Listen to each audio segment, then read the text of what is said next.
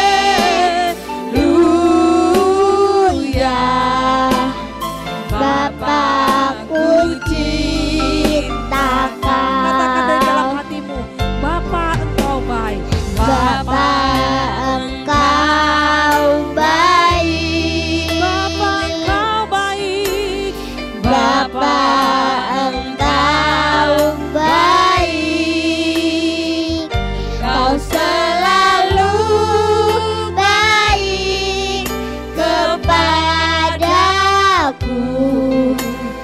Bapa-Ku cinta aku Kau, memujimu, aku memujimu, aku menyembahmu, aku menyembahmu, ku nyanyi haleluya.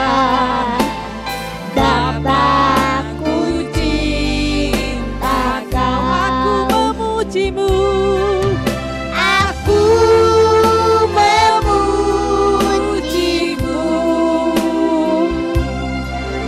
aku menyembahmu, ku nyanyi haleluya. Bapa-Ku cinta Kau, aku memujimu, aku memujimu, aku menyembahmu, ku nyanyi haleluya. Bapa-Ku cinta Kau, Bapa-Ku cinta Kau, Bapa-Ku cinta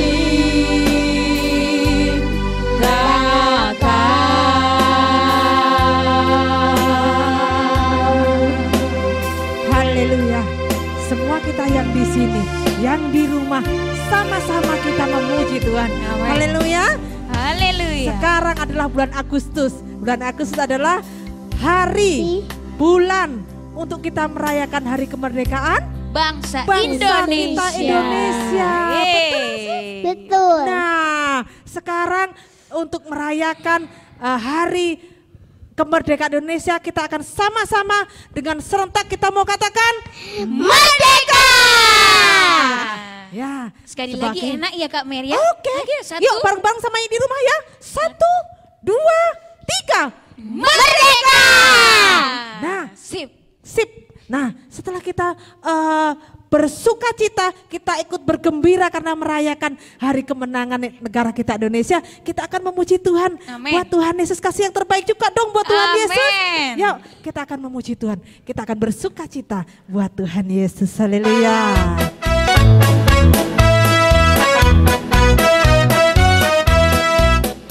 Yesus di dalam rumahku, senang-senanglah, senang-senanglah, senang-senanglah. Yesus di dalam rumahku, senang-senanglah, senang-senanglah.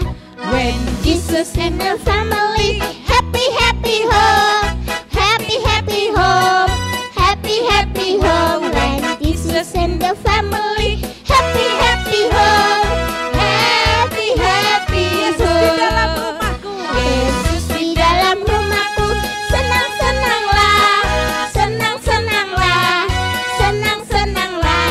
Yesus di dalam rumahku, senang-senanglah, senang-senanglah. When Jesus in the family, happy, happy home, happy, happy home, happy, happy home. When Jesus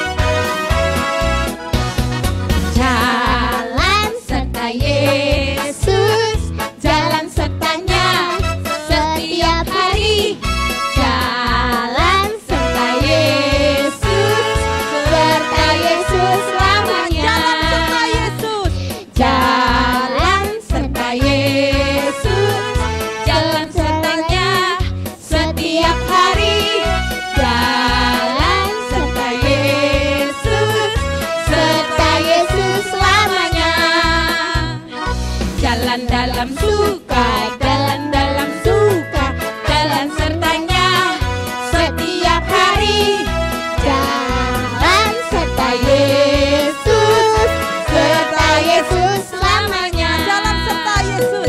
Jalan serta Yesus, jalan sertanya setiap hari. Jalan serta Yesus, serta Yesus selamanya. Jalan dalam suka, jalan dalam duka, jalan sertanya setiap hari. Jalan serta Yesus, serta Yesus selamanya. Serta Yesus selamanya. Serta Yesus selamanya.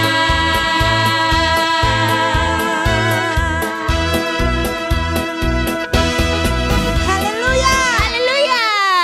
Kita akan bersama-sama katakan Haleluya.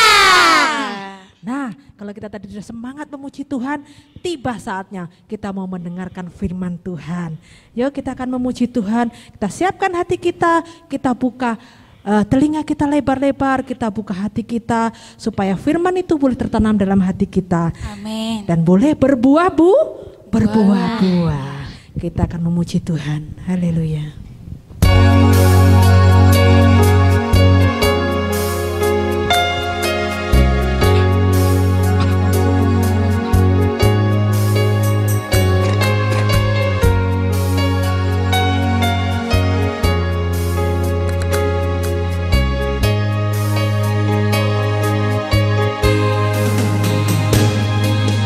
Kau hiasi kehidupanku dengan kemurahan-Mu. Kau rancangkan masa depanku penuh dengan harapan. Aku ada saat ini, semuanya karena kasih-Mu. Aku hidup hari ini, semua berkat kemurahan-Mu. Terima kasih Yesus, Engkau sangat baik, teramat baik bagiku.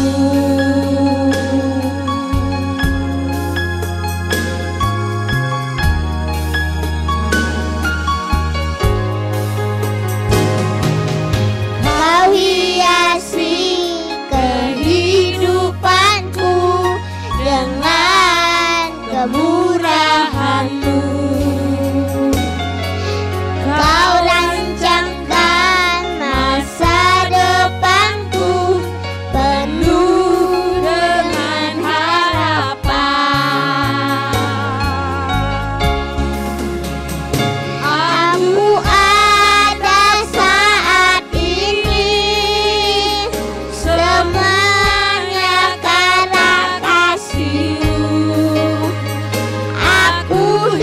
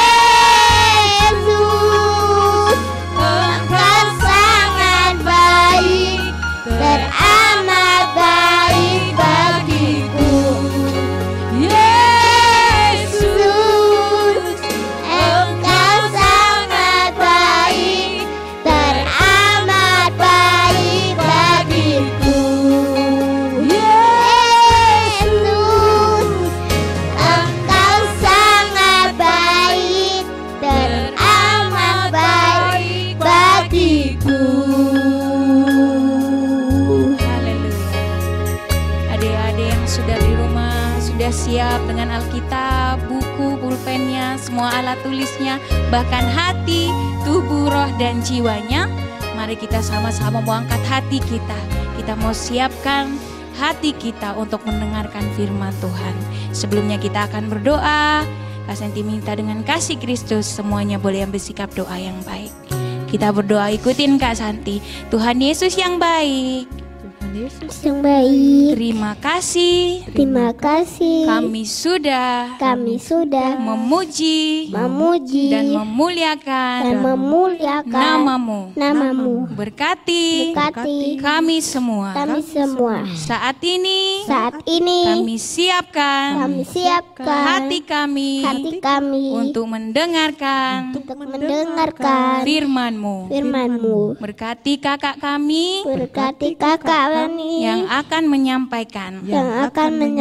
Biarlah firman-Mu tertanam dalam hati kami.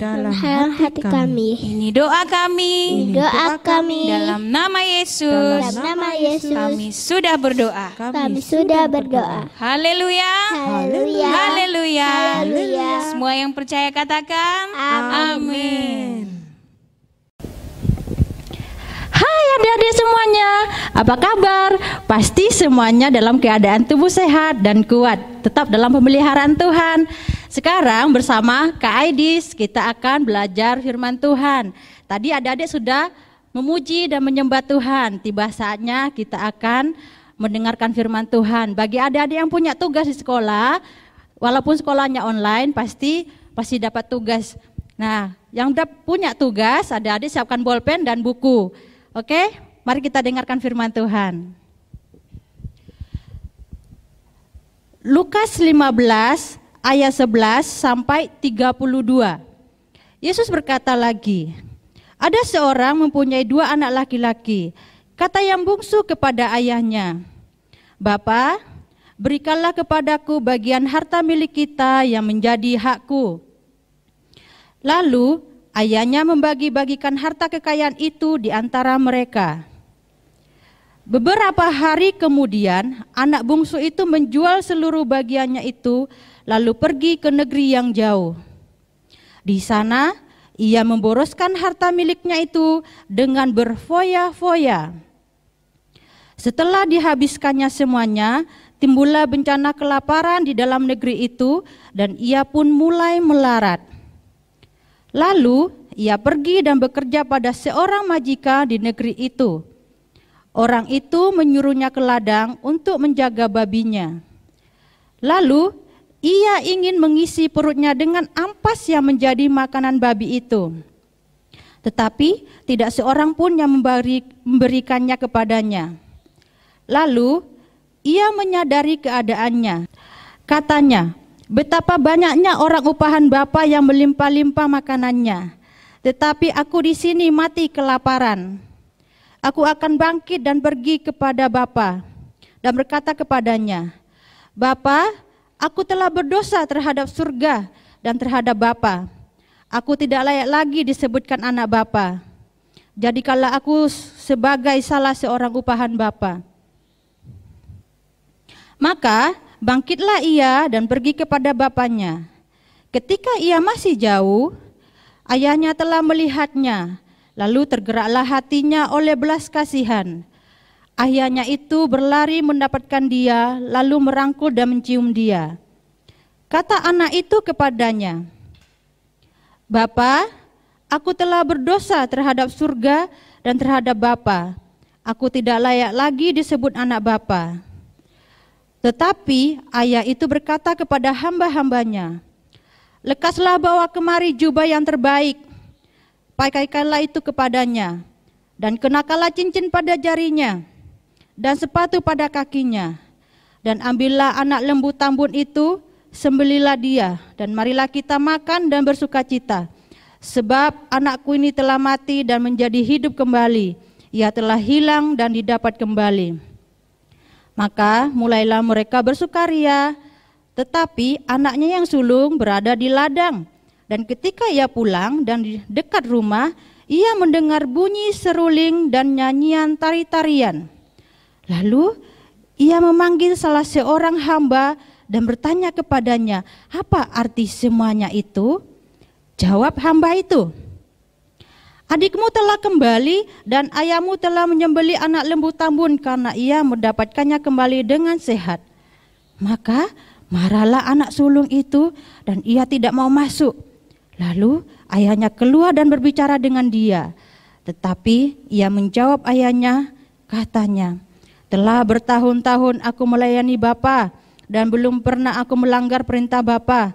Tetapi kepadaku belum pernah Bapa memberikan seekor anak kambing untuk bersukacita dengan sahabat-sahabatku.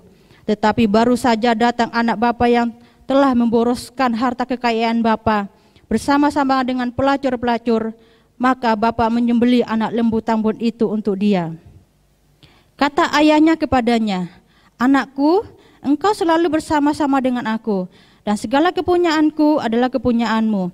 Kita patut bersukacita dan bergembira karena adikmu telah mati dan menjadi hidup kembali. Ia telah hilang dan didapat kembali. Nah, adik-adik semua sudah mendengarkan firman Tuhan. Kira-kira adik-adik sudah ngerti firman Tuhan apa yang disampaikan ini? Di sini diceritakan anak bungsu meminta harta kekayaan kepada bapaknya. Nah, ketika dia meminta harta kekayaan itu untuk dibagi, bapaknya langsung bagikannya. Diapakan harta kekayaannya itu? Kekayaannya itu akan dijual lalu pergi untuk menghabiskan harta kekayaannya itu. Nah, di sana dia bersenang-senang dengan teman-temannya, dan di sana menghambur-hamburkan uangnya itu, lalu dia kehabisan uangnya. Nah, setelah uangnya sudah habis, terjadilah bencana di dalam negeri itu. Kira-kira terjadi apa adik-adik? Terjadi kelaparan. Ayo, siapa di sini yang pernah kelaparan? Tidak pernah makan? Siapa yang pernah merasakan lapar? Nah, kalau adik-adik merasa lapar berarti harus makan. Nah, karena dia merasa lapar, anak bungsu ini pergi ke seorang majikan untuk mencari pekerjaan. Disuruh apa coba? Disuruh jaga babi. Di zaman itu, babi itu adalah penghinaan bagi orang-orang yang tidak mampu, bagi orang-orang yang tidak sanggup. Nah, ketika anak bungsu ini menjaga babi, dia menyadari, dia menyesal. Dulu di rumah bapakku begitu banyak makanan, tapi aku di sini kok tidak ada makanan, cuman ada ampas babi. Rasanya kepingin memakannya. Tapi anak ini menyadari, dia mau bertobat, dia menyesali, dia mau kembali kepada bapaknya. Dia tahu karena pasti bapaknya akan mengampuni dia. Begitu juga adik-adik semua. Kalau kita membuat salah pada orang tua, kita membuat kesalahan, maupun itu besar maupun kecil, kita harus cepat-cepat sadar bahwa apa yang kita perbuat itu tidak benar. Jika adik-adik di rumah ada merasa jengkel dengan orang tua atau merasa orang tuaku kok sukanya marah-marah, sukanya kok rasanya minta ini marah aja, minta itu marah aja, mau curhat aja marah-marah, enggak ada waktu. Nah, adik-adik jangan sampai ada dendam pada diri adik-adik semua. Adik-adik belum tahu kondisi dan keadaan orang tua pada saat itu. Mungkin orang tuanya sedang capek, sedang sibuk, mungkin memang tidak ada waktu untuk adik-adik semuanya. Nah, adik-adik jangan sampai menyimpan dendam. Kalau menyimpan dendam dalam hati, Tuhan tidak akan berkati. Nah, bagaimana caranya? Adik-adik harus menerima, harus menyadari, oh iya, ini sebenarnya kesalahanku, aku meminta terlalu mahal pada orang tua, aku mau bercerita pada orang tua tidak sesuai dengan waktunya. Maka adik-adik perlu meminta maaf kepada orang tua. Kenapa harus minta maaf pada orang tua? Karena kalau orang tua memaafkan kita, pasti Tuhan juga akan memaafkan adik-adik semua. Kakak yakin dan percaya, apa yang kita lakukan di bumi ini pasti ada kesalahannya. Tapi kesalahan itu jangan terus-terus diulang. Kita harus menyadarinya. Nah, begitu juga Bapa yang di surga. Kenapa Bapa di surga berikan kita kesempatan untuk berkarya? Karena Dia adalah Bapa pengasih. Dia sanggup mengampuni akan kesalahan kita, tapi tidak boleh diulang-ulang. Oh, kita memanfaatkan keadaan. Tuhan kan Maha Pengampun, buat aja kesalahan-kesalahan terus, pasti Tuhan ampuni kalau saya minta maaf. Itu tidak boleh, itu namanya mengerjain. Nah, adik-adik, ketika anak bungsu ini pulang, kita lanjut lagi ceritanya. Ketika anak bungsu ini kira-kira bapaknya memaafkan apa tidak? Pasti dia memaafkan. Itu perumpamaannya tentang kenapa bapaknya memaafkan. Bapaknya dianggap seperti Tuhan, seperti kita anak-anaknya. Kita yang berdosa datang kepada Tuhan meminta ampun, maka diampuni. Nah, ketika bapaknya mengampuninya, bapaknya menyuruh hamba-hambanya memberi dia jubah. Kenapa harus memberi jubah? Adik-adik tahu semua kenapa harus diberi jubah? Jubah pada zaman itu adalah kekuasaan sosial. Hanya orang-orang yang kaya bisa pakai baju-baju bagus. Dan disuruh pakai cincin. Kenapa harus pakai cincin? Nah, di zaman itu cincin adalah kehormatan, kekuasaan. Pada waktu raja-raja harus mematraikan dengan cincin.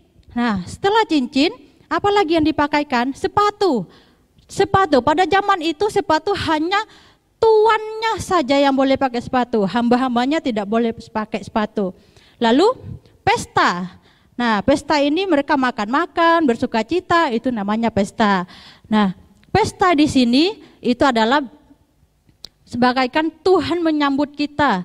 Tuhan bersuka cita, Tuhan bergembira, kita telah kembali dan bertobat. Nah, di sini setelah kita bertobat, Tuhan mengampuni kita. Dan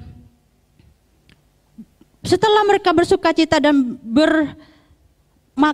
mereka makan dan bersuka cita, datang anak sulung. Anak sulung ini kira-kira menerima apa tidak ya? Ini anak sulung, dia merasa marah. Kalau dikatakan ya kalau sekarang iri. Itu adiknya sudah memboroskan harta kekayaannya, tapi kok pulang, kok malah bersuka cita, kok enggak dimarahin ya, kok malah ngambil kambing untuk disembelih, untuk makan-makan. Nah, anak sulung ini marah kepada bapaknya. Anak sulung ini berkata kepada bapaknya, aku ini sudah bertahun-tahun loh ikut bapak melayani, aku tidak pernah melarang perintah bapak, aku tidak pernah neko-neko, aku tidak pernah main sana main sini, selalu melayani Papa dengan setia. Tapi kenapa Bapak tidak pernah satu seekor pun untuk memberikan aku berfoya-foya, bersenang-senang dengan teman-temanku? Lalu jawab apa bapaknya? Bapaknya cuma berkata, anakku, engkau selalu bersama-sama dengan aku. Apa yang kupunya itu juga kepunyaanmu. Kita harus bersuka cita karena adikmu ini telah kembali. Nah, begitu juga semuanya adik-adik. Apapun kesalahan kita, masa lalu kita harus menerimanya. Kita tidak boleh iri pada saat saudaranya kita sudah bertobat, kita malah yang merasa sebel, merasa marah. Ketika saudaranya kita merasa masa lalunya begitu suram terus dia bertobat, kita tidak mau dia untuk bertobat. Itu tidak boleh, karena Tuhan tidak suka orang yang iri hati. Oke adik-adik, nah kakak yakin dan percaya pasti ada di rumah tidak seperti itu. Adik-adik, firman Tuhan ini mengajarkan kita tentang bagaimana kita menyesali akan kesalahan kita dan kita tidak boleh iri dengan yang lain. Kita tetap tujuan kita tetap kepada Tuhan. Kita tidak boleh marah atau dengki kepada orang lain yang sudah bertobat. Nah, adik sekian dulu firman Tuhannya, dan ayat hafalannya terdapat di Lukas 15 ayat 24. Sebab anakku ini telah mati dan hidup kembali, ia telah hilang dan didapat kembali. Sekali lagi adik-adik, terdapat di Lukas 15 ayat 24. Sebab anakku ini telah mati dan hidup kembali, dan ia telah hilang dan didapat kembali. Nah, ayat hafalannya ada di bawah ini ya. Oke, sekarang tiba saatnya kita mau berdoa. Tuhan di dalam surga, terpujilah namamu. Engkau Allah yang baik, Engkau Allah yang sungguh luar biasa Tuhan. Engkau Allah pengampun, Engkau Bapa yang pengasih. Ampuni akan kesalahan kami Tuhan, maupun sengaja maupun tidak sengaja ya Tuhan. Engkau berkati kami setiap anak-anak sekolah minggumu dan kami para pelayan Tuhan, kami akan percaya Tuhan, kami dalam pemeliharaanmu, dalam masa-masa sekarang ini Tuhan, Engkau melindungi dan melingkupi kami Tuhan, Engkau melihara kami serahkan semuanya ke dalam tangan-Mu, hanya di dalam nama Yesus Kristus, haleluya, amin.